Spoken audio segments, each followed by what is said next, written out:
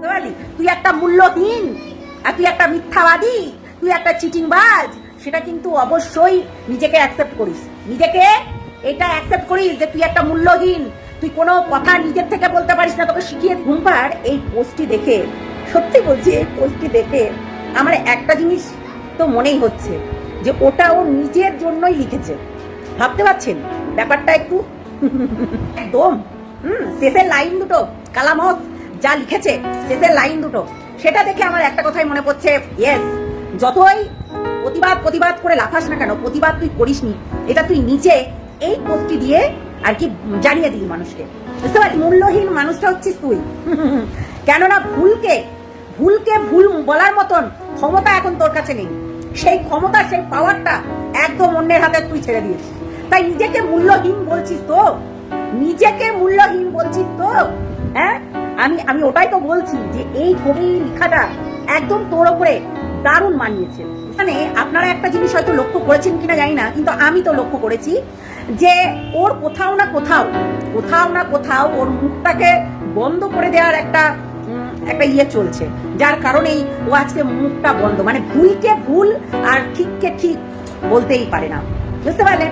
ভুলকে ভুল আর ঠিককে ঠিক ও বলতেই পারে না। যেটা আগেও বলেছি আমরা যে ও সবসময় মুখে বাও বাও করে কথা বলতে পারতো, কিন্তু সে কিন্তু সঠিক জিনিসটা তুলে নিয়ে আসতে পারতো না। আজকে ও চোর চোর চোর চোর করে লাফিয়ে বেরিয়েছে এবং চোর ধরে বেরিয়েছে। এখন তো ডাকাতি হচ্ছে, সেই ডাকাতিটাকে নিয়ে একটা ওকে ভিডিও করতে দেখেছেন? এই যে রেপ ধর্ষণ নিয়ে, যেমন অভয়ার ধর্ষণ নিয়ে এই সরকার যখন চেঞ্জ হলো, এ কিন্তু বারবার করে বলেছে যে আরজিকরের মতন জায়গাতে, একটা সেফটি জায়গা, একটা ভালো জায়গাতে কি করে ধর্ষণ হলো, কি করে এই জিনিসগুলো হলো।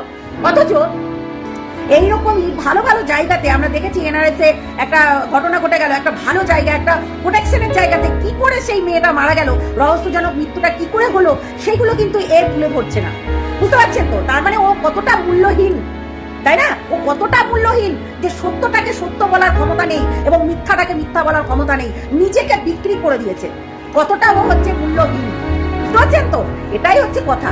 ওর ওপরে এই যেটা লিখেছিস তুই, সেটা একদম তোর ওপরে ভারী হচ্ছে, সত্যি বলছি। মানে তুই একদম সঠিক জিনিসটা লিখিস তুই, খারাপ আমি বলছি না, একদম সঠিক জিনিসটা লিখেছিস যে তুই, তোর হচ্ছে ইমান, তোর হচ্ছে বিবেক, তোর হচ্ছে ব্রেন, সব অন্যজনকে দান করে দিয়েছিস টাকার বিনিময়ে। দেখি, আমরা তো জানি যে তোর বাবা টেলার, কাজকর্ম করে না, তোর বাবার কোনো ক্ষমতা নেই।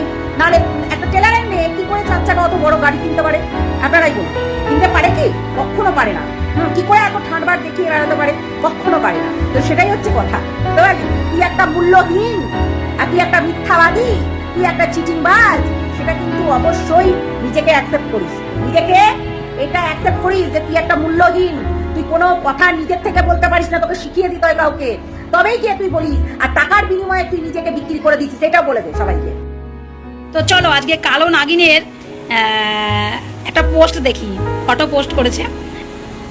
এই দেখো কালো নাগিন। হ্যাঁ, ও মনে করে যে ওর শরীরের যে কালারটা, ওর মুখের যে কালারটা, চামড়ার যে কালারটা, ওটাকে সবাই কালো কালো বলে, কালো টম্পা। কিন্তু আজকের থেকে ওর নাম হচ্ছে কালো নাগিন। কেন? ওর এই বুকের ভিতরে যে ছোট্ট একটা মন আছে, ওইখানে কয়লার খনি আছে, যেখানে শুধু কালো বিষ থাকে, কালো বিষ। ওই কালো নাগিনের মনের মধ্যে কালো বিষ, কয়লার খনি। সেজন্য যে ওকে সবাই কালো বলে সেটা তো আর বোঝে না ও আবার দেখা যাবে ওকে কালো বলে বলে আবার ভিডিও করতে লেগে যায়। একবার দেখেছিলাম, আবার ভিডিও করতে লেগে যাবে, কালো জগতের আলু, মা কালীর রূপ, জয় মা জয় মা জয় মা। ও আবার ভিডিও করতে লেগে যাবে যে মা কালীর রূপ, কালো রং, কালো জগতের আলো। আরে তোকে কালো সেই তো চেহারার কথা বলে না রে, তোর চেহারার কথা বলে না, তোর মনের মধ্যে যে কয়লার খনিটা আছে সেটাকে নিয়ে সবাই বলে। বুঝেছিস কালো নাগিন? আজকে আমাদের ঘরে কি আছে জানিস? আজকে আমাদের ঘরে মটন হচ্ছে, খাবি মটন? ও তোদের তো আবার অন্য কিছু লাগে 3 বাটি। যাই হোক, ছাড়ো ওসব কথা। তো দেখছো তো কালো নাগিন কি পোস্ট করেছে?